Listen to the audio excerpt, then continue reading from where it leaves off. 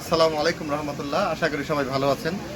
আজকে যে কারণে ভিডিও করা তার কারণ হচ্ছে অনেকে আমাদের কাছে হেনা শপিং কমপ্লেক্সে চাকরির আগ্রহ প্রকাশ করেন অথবা সেলসে নিজেদেরকে কেরিয়ার করতে চান।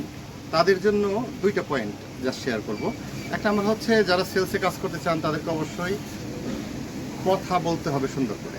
তাদেরকে ভালো ভাষা জ্ঞান, কথার প্রত্যুত্তরে কি কথা বলতে হয়, এই জিনিসগুলো খুব ভালো করে আয়ত্ত যদি করতে পারেন তাহলে আশা করি এটা খুব ভালো এফিসিয়েন্সি হিসেবে কাজ করবে। আমাদের কাপড়ের বিজনেসে একটা কথা আছে যে সাপুরিয়া আর কাপুরিয়া, মানে যে সাপের খেলা দেখায় তার কাছে গিয়ে দেখবেন যে একটা সাপ বা কিছু সাপ নিয়ে হয়তো সে বসে রয়েছে, চতুর্দিকে মানুষ গোল হয়ে দাঁড়ায় দাঁড়ায় তার কথা শুনতেছে।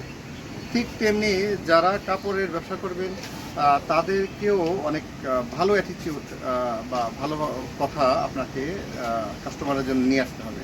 কাস্টমারের মন বোঝার চেষ্টা করতে হবে যে সে কী কালারটা চায়।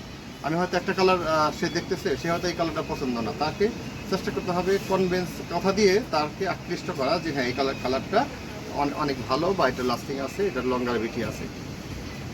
তো এইগুলো যদি এখন ভালো কথা বলার স্কিল নেওয়ার জন্য আপনারা এআই সহযোগিতা নিতে পারেন। হুমায়ুন আহমেদের বই থেকে দেখেছি অনেক সুন্দর সুন্দর কথা, পৃষ্ঠে কথা বলার শেখার একটা বুদ্ধি পাওয়া যায়।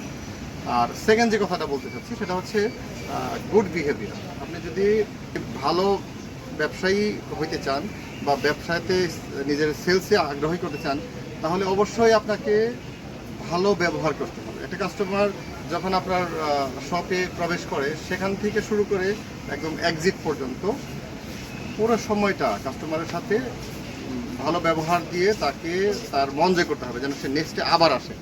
সো দুইটা জিনিস, এই দুইটা জিনিস যদি আপনারা ভালোভাবে রপ্ত করতে পারেন, একটা হচ্ছে গুড বিহেভিয়ার আর হচ্ছে গুড স্পিকিং স্কিল, এই দুইটা জিনিস যদি রপ্ত করতে পারেন তাহলে আপনারা আশা করি এই সেলসের ব্যবসাতে অনেক ভালো করবেন। সেটা যে কোনো ব্যবসায়ী হতে পারে, কাপড়ের ব্যবসা, ইভেন ফুটের ব্যবসা, স্বর্ণের ব্যবসা, গাড়ির ব্যবসা, যে কোনো ব্যবসাতেই বা সেলসে আপনারা জব করতে চান।